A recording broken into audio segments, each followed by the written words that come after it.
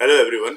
SC Verma का question number 7, ये chapter 5, SC Verma chapter 5 question number 7 Newton's law of motion का ये क्वेश्चन है, जिसमें हम देख रहे हैं। मैं पहले क्वेश्चन आपके लिए रीड कर देता हूँ और उसके बाद इसको प्रॉपर वे में डिस्कस करते हैं। तो ये जो क्वेश्चन है इसमें कह रहा है कि दो ब्लॉक्स हैं, एक ब्लॉक है ए और दूसरा ब्लॉक है B, of mass M A और एम बी, ठीक है, respectively are kept in a contact on a frictionless table। Table जो है वो completely frictionless ऐसा हमने मान लिया है, क्वेश्चन में दिया हुआ है ऐसा। The experimenter pushes the block A। अब A ब्लॉक को एक्सपेरिमेंटर जो है वो पुश कर रहा है from behind, ठीक है, so that the block accelerates। If the block A exert a force F on the block B, what is the force exerted by the experimenter on A। तो A पे experimenter ने कितना force लगाया है ये हमें यहाँ पे बताना है। तो यहाँ पे आप देखो, दोनों ही ब्लॉक के बारे में पहले जान लें कि मान लेते हैं कि हमारा जो ब्लॉक है, एक ब्लॉक A है और दूसरा ब्लॉक हमारा जो है वो B है। वो मैं यहाँ पे रिप्रेजेंट कर देता हूँ, दिखा देता हूँ। जिसे मैंने मान लिया कि ये जो ब्लॉक है हमारा, ये ब्लॉक A रहा है हमारा और दूसरा जो ब्लॉक है ये B है, ठीक है। तो A और B दोनों कांटेक्ट में है, ठीक है। इसका जो मास है, इसका मास है ma। क्वेश्चन में हमारे पास दिया हुआ है, यहाँ पे आप देख सकते हो, इसका मास ma दिया हुआ है और दूसरे वाले का जो मास है वो mb दिया हुआ है, ठीक है। दोनों का मास हमारे पास दिया हुआ है और रिस्पेक्टिवली केप्ट इन कांटेक्ट। ये देखो आप, दोनों कांटेक्ट में है, दोनों एक दूसरे के कांटेक्ट में है, फ्रिक्शनलेस टेबल पे है। तो ये टेबल जो है इसको मैंने फ्रिक्शनलेस कंसीडर किया हुआ है, ये क्वेश्चन में हमारे पास ऑलरेडी मेंशन है। अब एक्सपेरिमेंटर क्या चाहता है? The experimenter pushes the block A. Experimenter A block को पुश करता है, ठीक है, फ्रॉम बिहाइंड। मतलब एक्सपेरिमेंटर जो है ए ब्लॉक को इसके बिहाइंड से, बैक साइड से इसको पुश कर रहा है। ये इस तरह से यहाँ पे पुश कर रहा है, ये एक्सपेरिमेंटर पुश कर रहा है इसको, किसको? ब्लॉक ए को। So that block accelerates.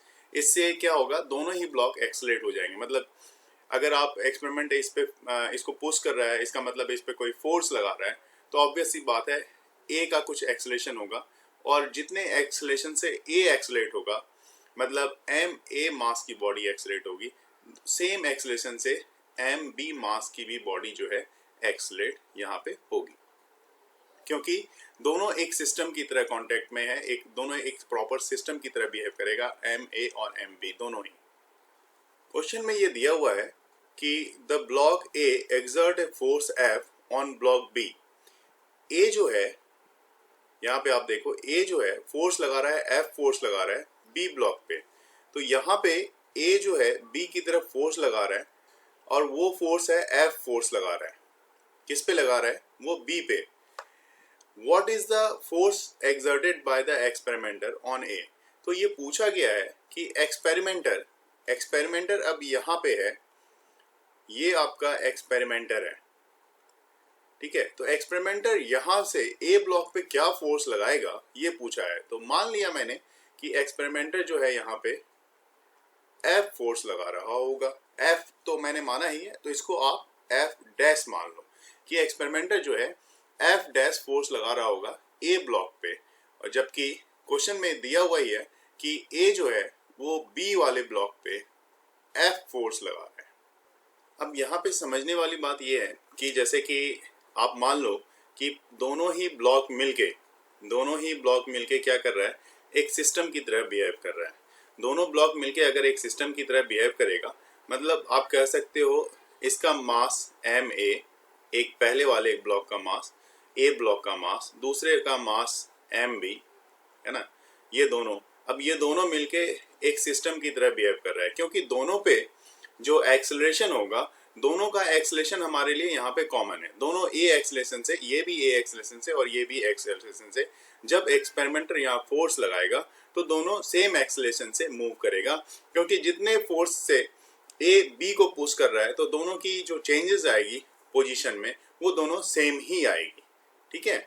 तो यहाँ पे हम इसको समझने में थोड़ा सा यहाँ पे देखेंगे कि कैसे हम इसको आगे मूव करेंगे। तो अभी हमने दोनों को अगर मैंने सिस्टम मान लिया है, मैं जो लिखा है मैंने अभी उसको क्लियर कर देता हूँ, उसके बाद मैं आता हूँ। देखिए यहाँ पे ये एफ डैश था, तो मान लिया मैंने कि ये जो एम बी मास पे जो फोर्स लग रहा है, उस फोर्स की पहले हम लोग बात करते हैं कि उसमें देखो एक्सीलरेशन क्या है, कॉमन है। तो यहाँ हम कह सकते हैं कि जो एम बी मास है, यहाँ पे हम देख रहे हैं एम बी मास पे जो फोर्स लग रहा है वो आपका फोर्स कितना लग रहा है, एफ फोर्स लग रहा है। ये फोर्स एफ किस कारण से लग रहा है, कितने एक्सीलरेशन के कारण लग रहा है, तो इस पे एक्सीलरेशन एक्टिव है, ए एक्सीलरेशन। ठीक है, इस पे जो एक्सीलरेशन लग रहा है वो कौन सा एक्सीलरेशन लग रहा है, वो ए एक्सीलरेशन लग रहा है इस पे। ठीक है, तो हमें ये देखना है कि दोनों पे यूनिटरी मेथड अप्लाई करेंगे, दोनों पे मतलब M B plus M A, दोनों पे सवाल है कि कितना फोर्स लगेगा ताकि एक्सीलरेशन आपका सेम रह जाए, क्योंकि मैंने बताया कि दोनों ही सिस्टम पे एक्सीलरेशन क्या लग रहा है, सेम लग रहा है। तो हमें देखना है कि अगर एम बी पे, ये एम बी है, एम बी पे एफ फोर्स लग रहा है, एफ फोर्स लग रहा है और उसकी एक्सीलरेशन ए है, तो M B plus M A पे वो कौन सा फोर्स लगेगा जिसके कारण उसकी एक्सीलरेशन भी ए ही रह जाए, सेम एक्सीलरेशन रह जाए। तो यूनिटरी मेथड से अगर देखा जाए तो ये हो जाएगा आपका F upon M B into M B plus M A, ये आ जाएगा। और जब आप इसको सेपरेट करोगे तो फोर्स और एम बी से अगर इसको डिवाइड किया जाए तो M B by M B 1 plus M A upon M B. तो ये फोर्स इस पे लगेगा, जो एक्सपेरिमेंटल लगाएगा ए वाले पे, हालांकि एक्सपेरिमेंटल तो दोनों पे ही लगा रहा है फोर्स, तो लेकिन ए पे लगाएगा जिसके कारण फोर्स बी पे भी यहाँ पे एक्सर्ट होता हुआ आपको एक्सपीरियंस होगा।